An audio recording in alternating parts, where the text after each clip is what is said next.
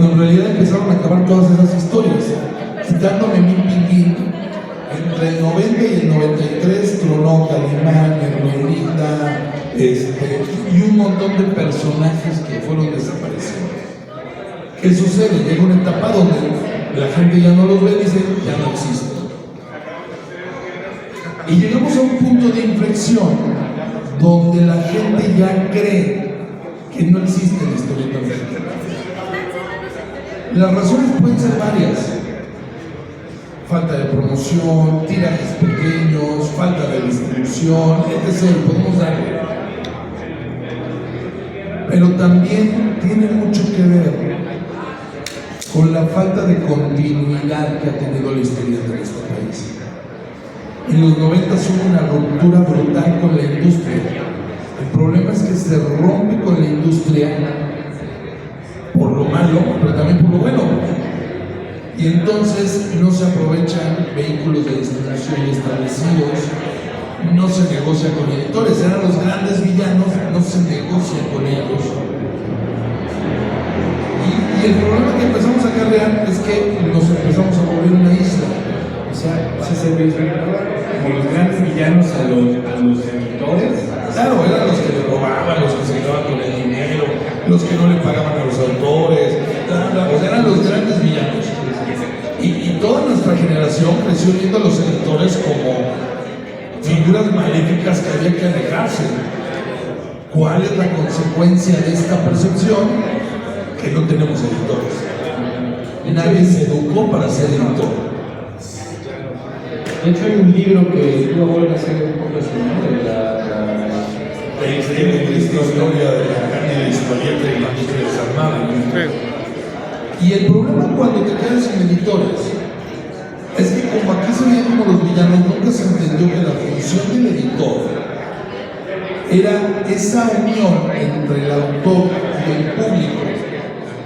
Y muchas veces se confundía el editor con el dueño de porque los dueños eran los que decidían.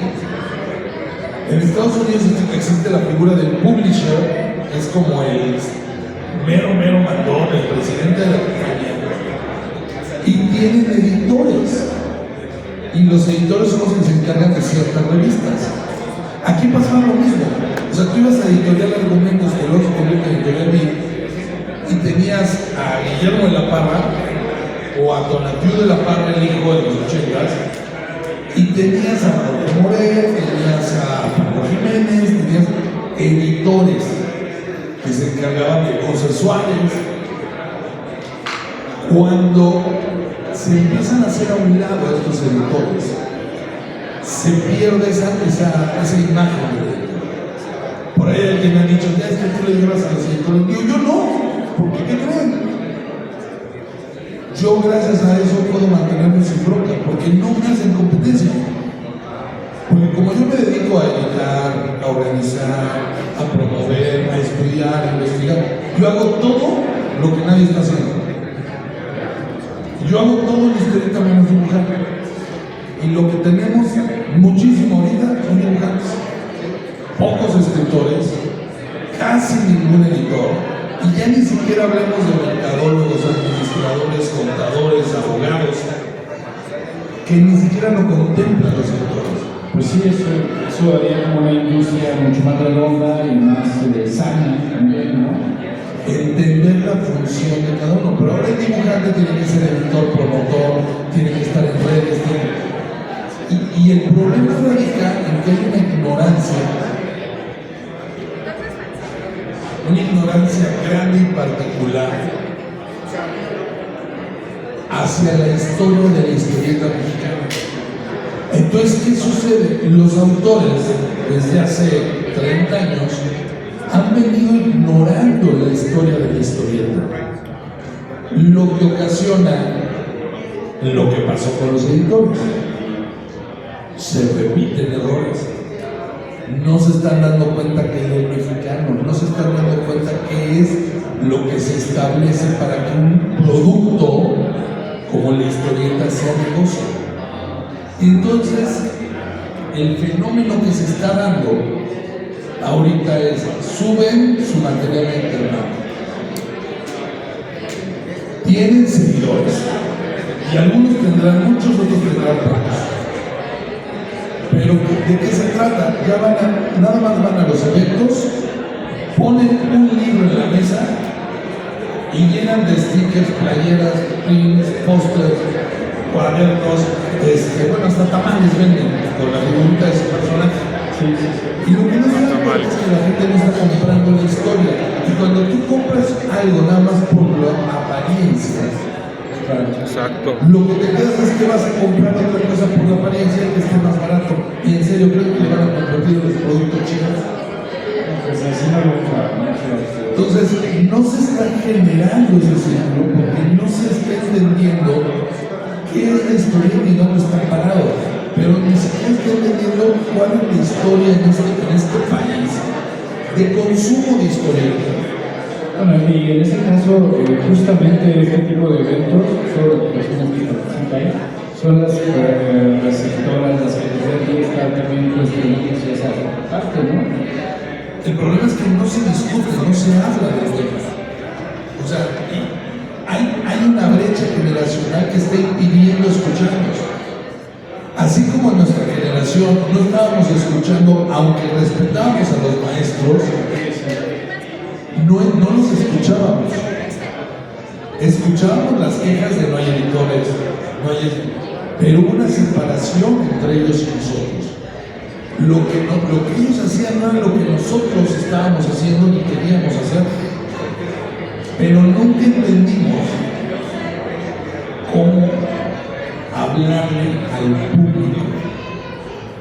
Y entonces el autor mexicano se empieza a hablar al ombligo.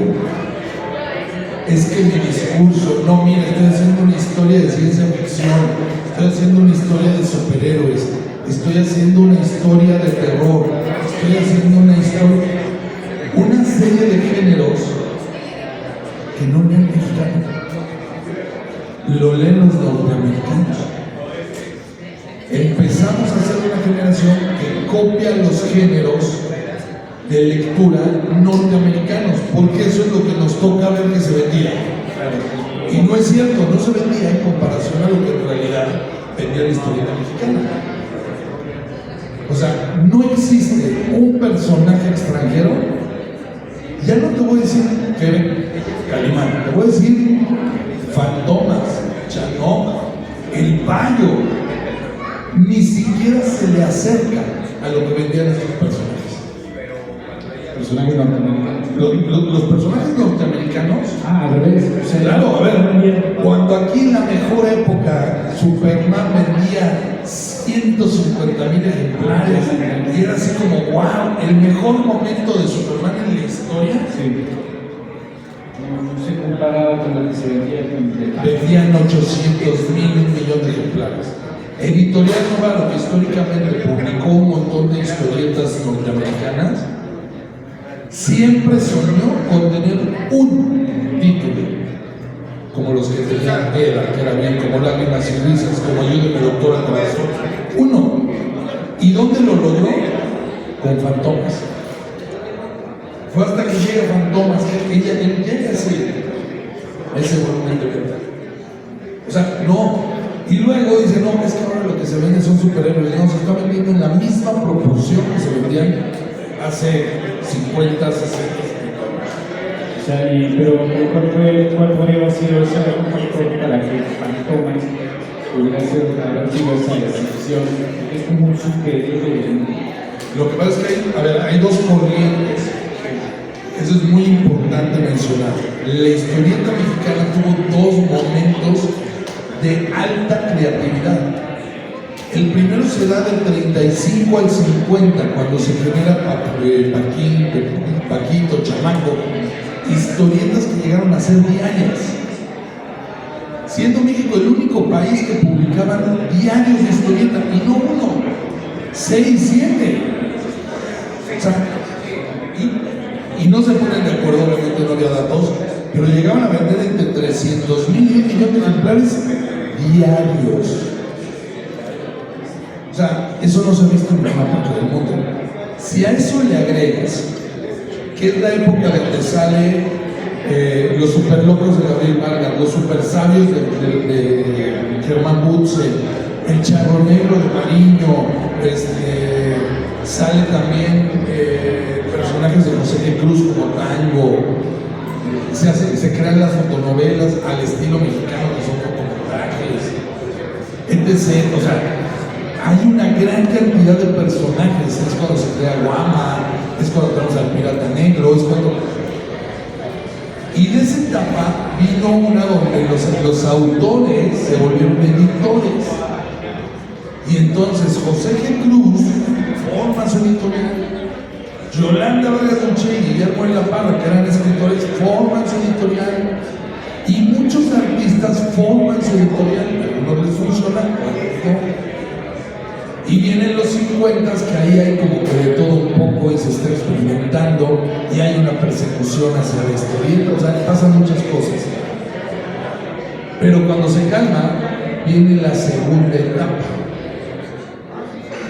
que son los 60, y arrancamos con Chanoca, y llegó a vender igual que Calimán, 2 millones de ejemplares a la semana. Cuando llega Calimán, le quita un poco de atención a Chanoca. Pero empieza Chanoca en 1959 y de ahí síguete, papá, porque tenías el Melinda, los supermachos de Ríos, Fantomas, Calimán, Aniceto, papá, y viene la segunda gran oleada de personajes mexicanos, que a nuestra generación fue la que nos tocó. Los creados en los 60, Nemi Piquín lo regresan y empiezan a hacer esta oleada en los 70 es la que mantiene la historieta y es cuando se empieza. Pero en la historieta sucedió algo. Al principio era la derecha, diciendo que lastimaba y pervertía la mente de los niños. Y luego fue la izquierda. La izquierda también arrancó. En los 70 la izquierda, gracias a un libro bastante discutible que se llamó Cómo leer al Pato Donald, de Ariel Dorfman y Mandela. Sí. Decidieron que todo lo que era la historieta de Disney era propaganda imperialista que hacía que los niños se sintieran, no sé, Donald Trump. No es cierto.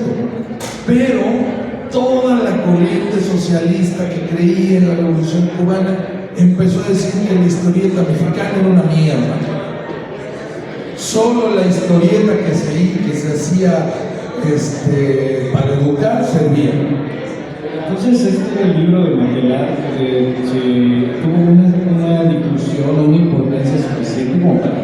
Claro, a ver, en toda Latinoamérica llegó ese libro, y en países donde el socialismo acomodaticio, que quiere decir ese socialismo de que mientras me mantenga lo voy a... algo muy parecido a lo que vivimos ahora.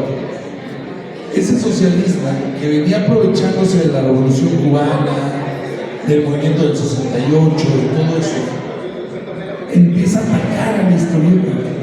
Y entonces, si antes era para inmaduros, ahora no nada más eran inmaduros, también eran pendejos los que leían historietas.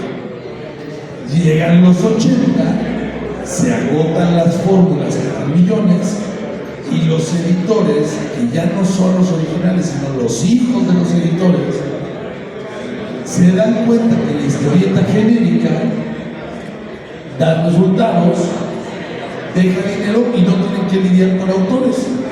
O sea, ya se elimina de la ecuación todo eso, nada más. Y entonces hay lo sensacional, bueno, que ya venían desde los 60 con los minis, pero todavía había personajes. Todo eso nos lleva al movimiento de los 90, al movimiento independiente. Pero toda la generación previa se la pasaba peleándose con los editores. Y entonces el discurso fue: chinguen su madre los editores. Entonces también supongo que las crisis económicas de los 90, el arribo de la televisión como consumo masivo, pues termina afectando a la historieta, ¿no? Hay varias cosas. O sea, sí, más que curiosamente la televisión tuvo que ver, pero el primer gran chingadazo a la historieta mexicana se lo dan las mujeres. Novelas. Las mujeres. Resulta Principales consumidores. que en los 70 había una gran cantidad de historietas románticas. En México, el género que se consume, televisión, radio, historietas, cine, lo que quieras, es el melodrama. Después el humor y después la aventura. Ahora se está consumiendo mucho lo social, lo político, pero en ciertos niveles. Como de nicho, ¿no? Sí, aunque es un nicho que está creciendo. Sí. Pero históricamente en México lo que se consume es melodrama. Ok. Y del melodrama es el humor. Y del humor pasamos a la aventura. ¿Por qué? Porque en la aventura combinamos mucho el humor con el melodrama. O sea, si tú ves, por ejemplo, Chanó, hay mucho humor. En Calimán, que es aventura, le meten un poquito de melodrama, pero es como lo más neto de aventura que tenemos. El caso es que en los 70s, el 55% de los consumidores de historieta eran mujeres. Pero en 1982 surge algo que cambia completamente el asunto. Le dan a México el Mundial del Fútbol. Colombia renuncia y le dan a México el Mundial del Fútbol. Entonces no fueron una, fueron dos cosas, fútbol y mujeres. Resulta que Azcárraga Milmo quiere hacer lo mismo que hizo su padre con la radio cuando fue el Mundial de 1970.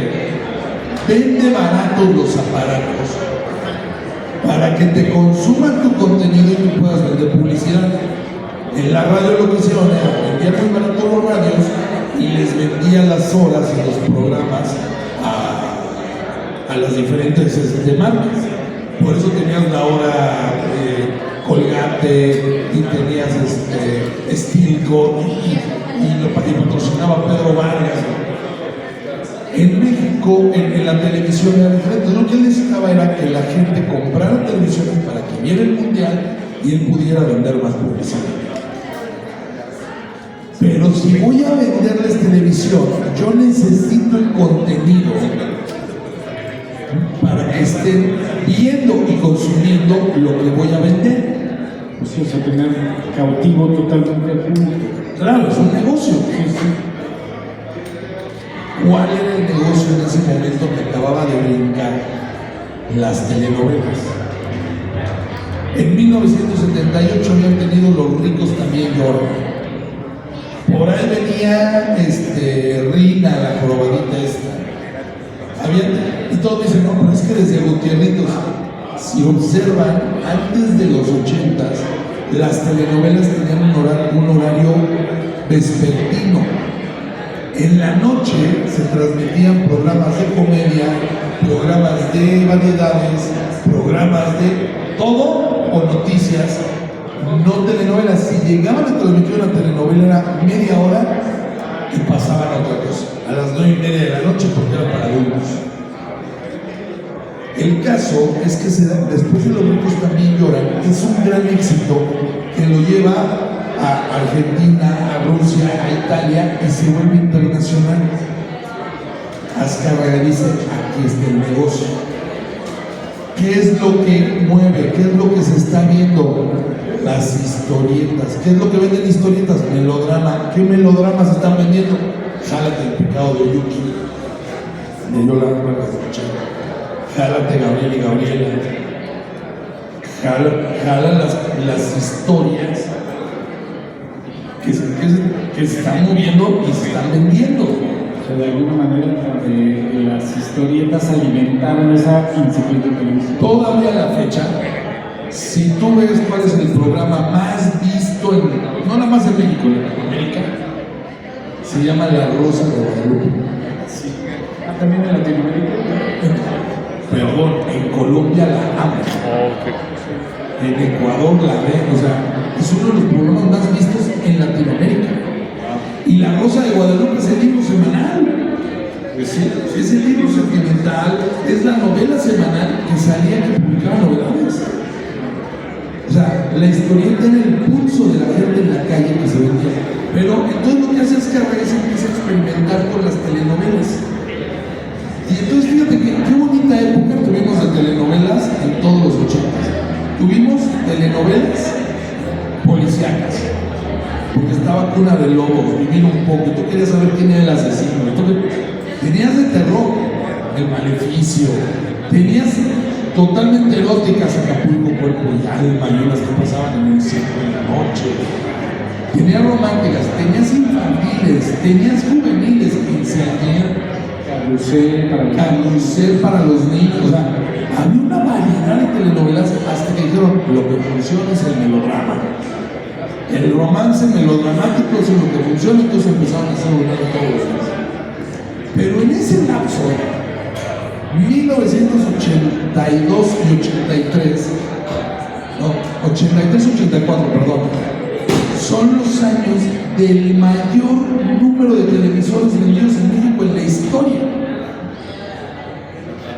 Y entonces la gente que consumía historietas empieza a consumir telenovelas.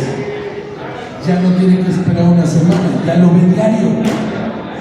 Sobre todo la clase más popular, o sea, la clase, no es la clase media, porque la clase media que consumía Novaro, porque le quedan todos y era para niños, no querían que les dijeran tontos. O era porque eran satánicas o era porque eran pendejas. Pero las historietas no se leían en casas de clase media. Si se leían eran las de Novaro, porque todo el mundo habla de la familia Borrón. Estaba prohibida la familia Borrón en casas de clase media. Si llegaba a entrar una historieta mexicana, era o las culturales de Novaro, como Estrellas del Deporte, Vidas Ilustres, Vidas Ejemplares, todo eso, o cosas como Memín Pinguín.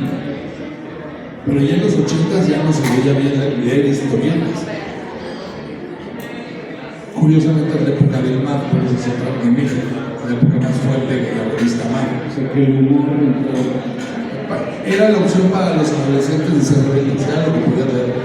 Pero eso total. Entonces, las mujeres dejan de consumir historietas por ver telenovelas, los editores ven que bajan las ventas, y en lugar de ver por qué están bajando, lo que hacen es apostarle al sexo, tirarle a la bragueta al mexicano. Y empiezan a subir de tono las revistas genéricas sensacionales. Y empiezan el asesoyique a subir de tono, sensacional de mercados, sensacional de esto, sensacional de otro, pero les suben el tono.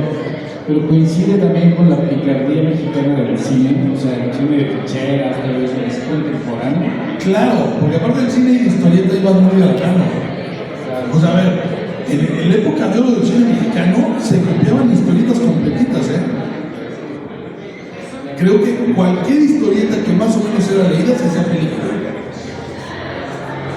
Entonces, la unión entre el cine y la historieta, bueno, Chanón tuvo 8 películas.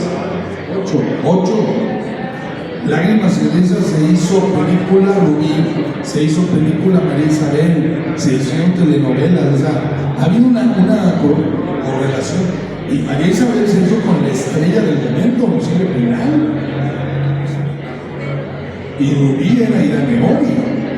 O sea, eran las estrellas de producciones. Claro, además, por ejemplo, en los 70s, las fotonovelas. Si tú querías ser alguien y que te contrataran para telenovelas o para la televisión, tenías que salir en fotonovelas. La medida de la popularidad. Porque aparte, podías ver cuánto vendía. Entonces, oye, el Rogelio Guerra vende muy bien. Le gustan las mujeres, llámatelo para un programa, llámatelo para una novela. Así era.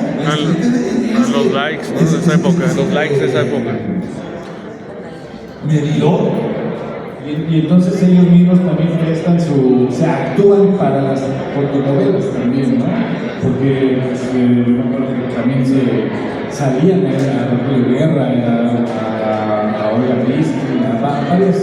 No, pero aquí futbolistas, salía Guama Puente, salía el Nacho Calderón, el portero. No, si salías en fotonovela eras popular. Esa era la importancia. Ahora, se va perdiendo, los editores le empiezan a tirar el sexo, no se generan nuevos productos. Entonces somos una generación que truena Novaro en el 85, da la sensación de que ya no tenemos historieta y quedan algunas cosas que eran medio complicadas de tener en ciertas casas. Simón Simonazo, el Mil Chistes, por ahí aparece Carlatrón, pero son algunos casos y que en realidad no te aguantan mucho el paso del tiempo esas historias. Simón Simonazo era la época de las bandas, totalmente chilango ese perro. Además circunscrito a los chilangos, ¿no? Sí, y el chilango de los barrios populares, los barrios duros, donde salían las bandas, los panchitos, los spunk, donde se hacían los toquines.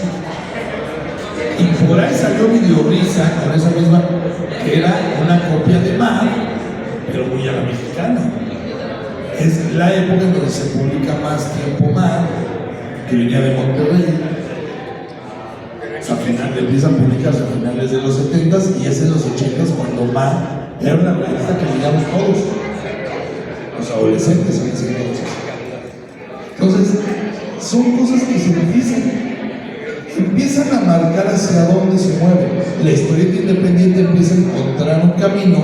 ¿Por qué? Porque en el 78 sale el más o menos el primer suplemento de historieta de autor desde 1940, que ya ponía ahí al Frisbón, a Giza, a Hugo, a Ahumada, pero dura poco tiempo, Luis Fernández. Pero de esa camada se va cocinando lo que en 1988 se llamaron las historietas, que ahí es donde se da el gran boom y sale de los pocos personajes noventeros que han durado, que se volvieron, digamos, muy populares, que fue el Santos y la Tetona de los Restring. Pero ese producto era para gente del periódico. O sea, para la gente que leía el periódico. Bueno, y ahí también se le quita un poco ese estigma de que tenía, de que la clase media ya puede consumir ahora sí las experiencias. La clase media en ese momento ya empieza a tener esta característica ya de consumir lo que ven en la televisión. Ya la clase media ya tiene unas 2 generaciones de niños educados por la televisión.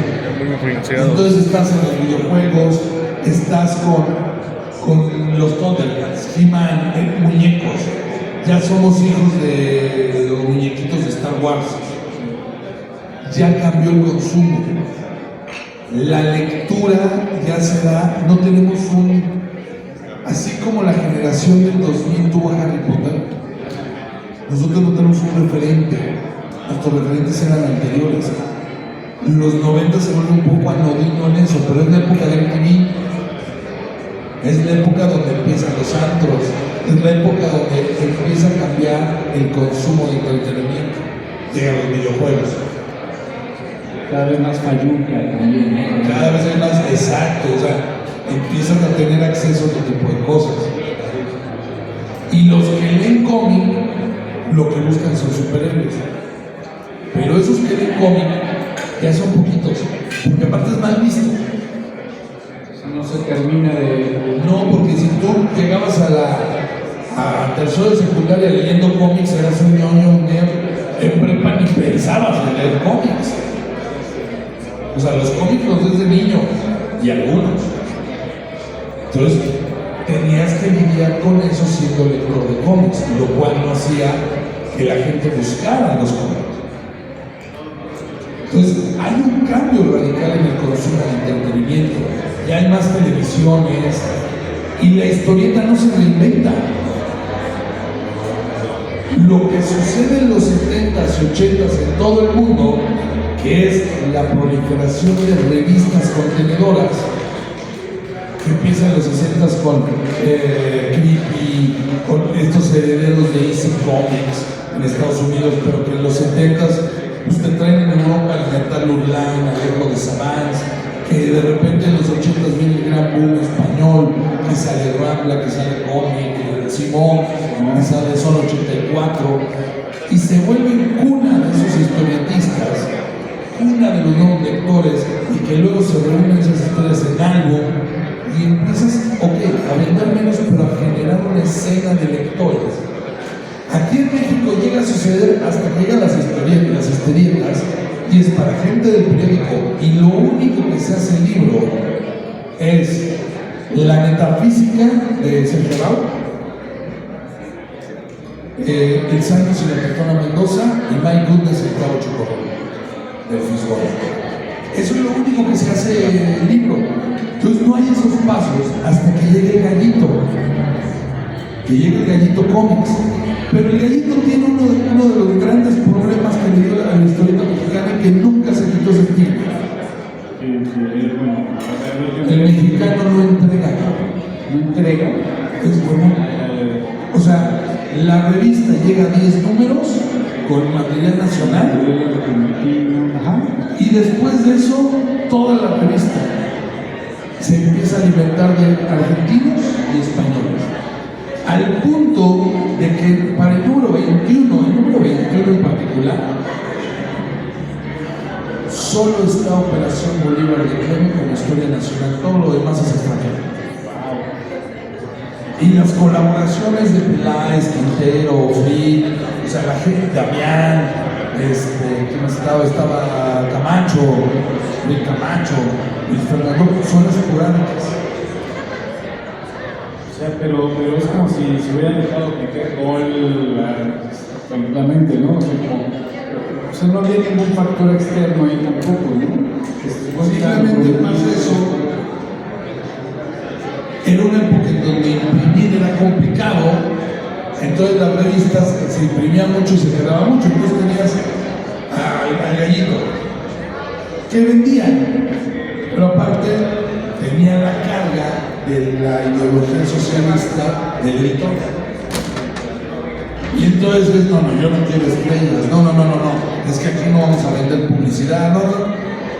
Y obviamente, al no pagarle a los artistas, al que los artistas no lo vieran como un ingreso, como un trabajo, empieza a perder esa.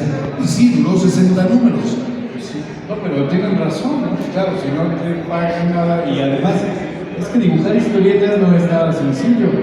O sea, es sentarse durante varias semanas y tratar de crear 8 páginas, idear una historia original, darle continuidad, pues hay que pagar la superficie. Pero ahí también los mismos autores, no se llama, estaban obligados a hacerlo por la causa.